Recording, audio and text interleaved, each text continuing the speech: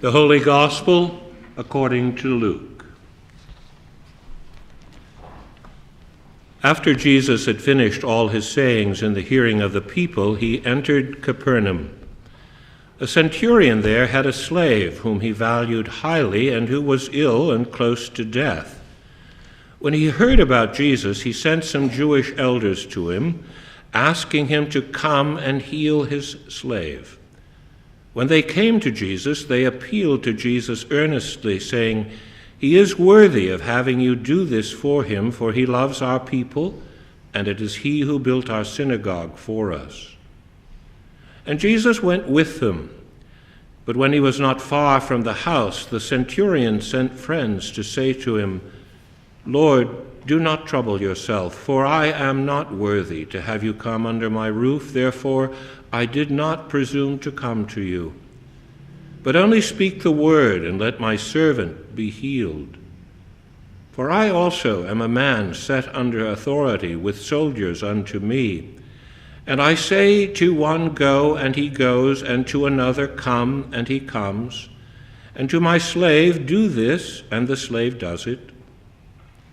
Now when Jesus heard this, he was amazed at him.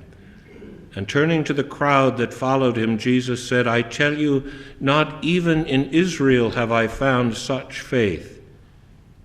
And when those who had been sent returned to the house, they found the slave in good health. The Gospel of the Lord. Praise to you, O Christ.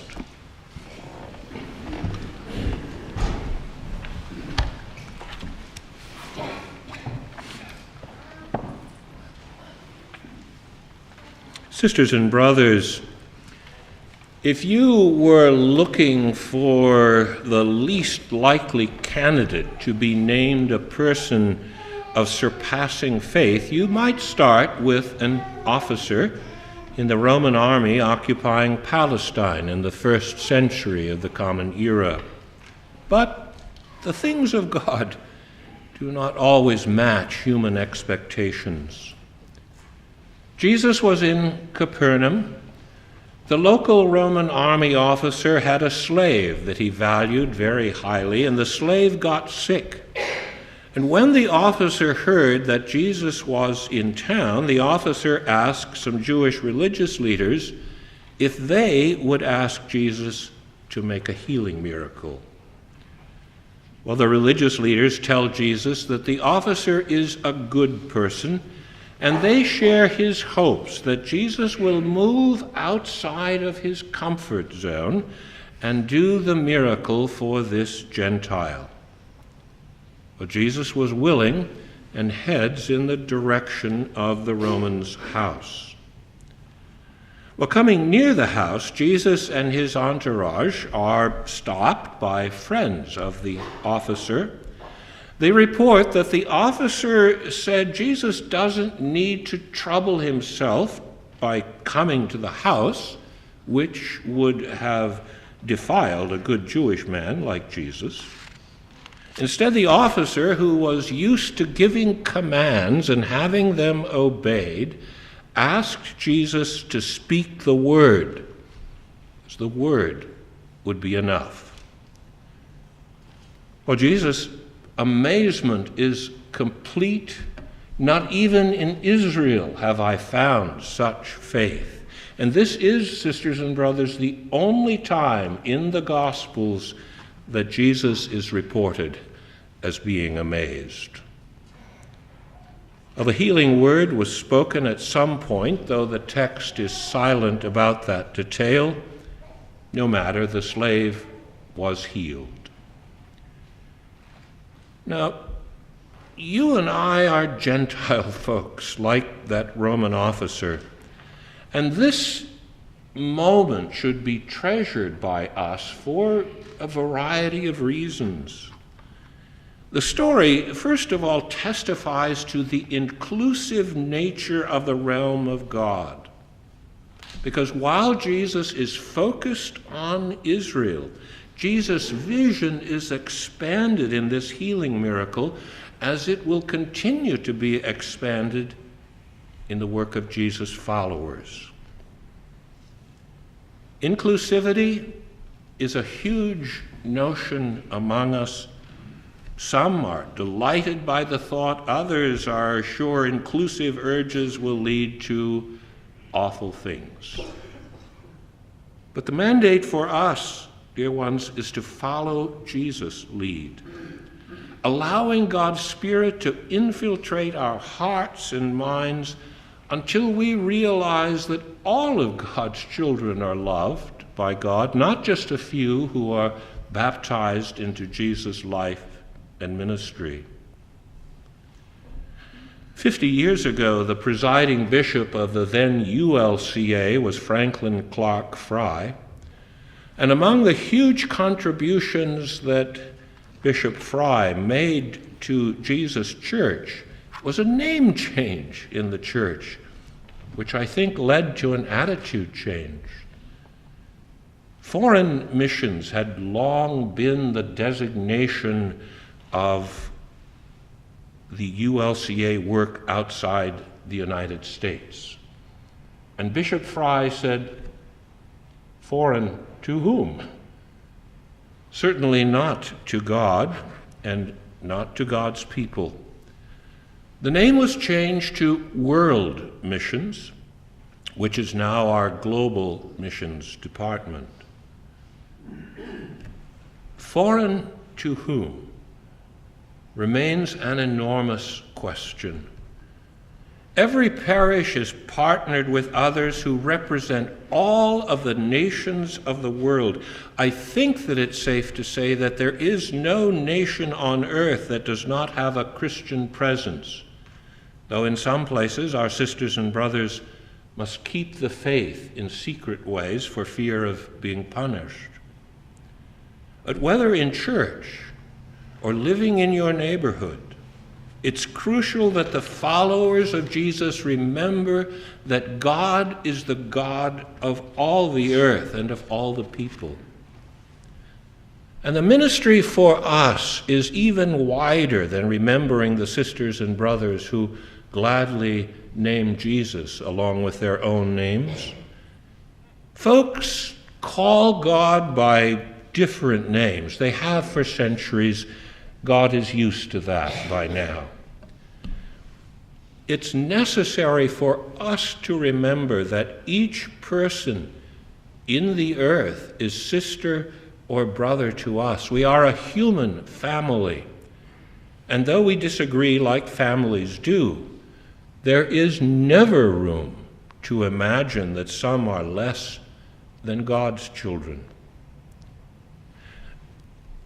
Jesus saw that when the Roman officer made his request, that God does not build fences that limit God's mercy so it doesn't get too far and wide.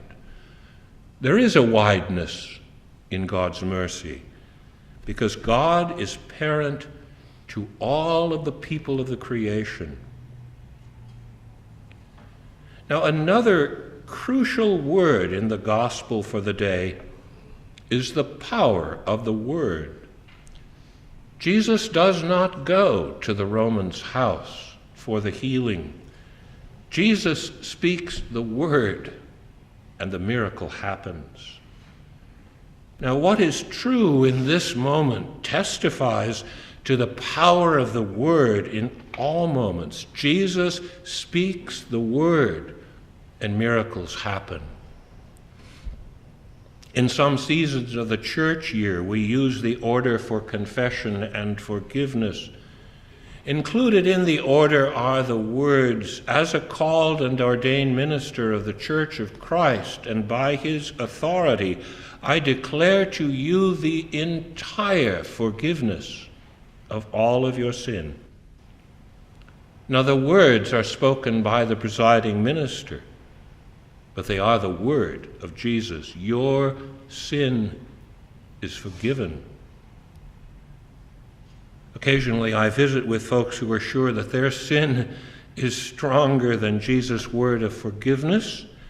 That's more than a little arrogant, and it is always hurtful for those people. They hang on to stuff like it was a family treasure somehow, when Instead, it is just a terrible burden to carry around.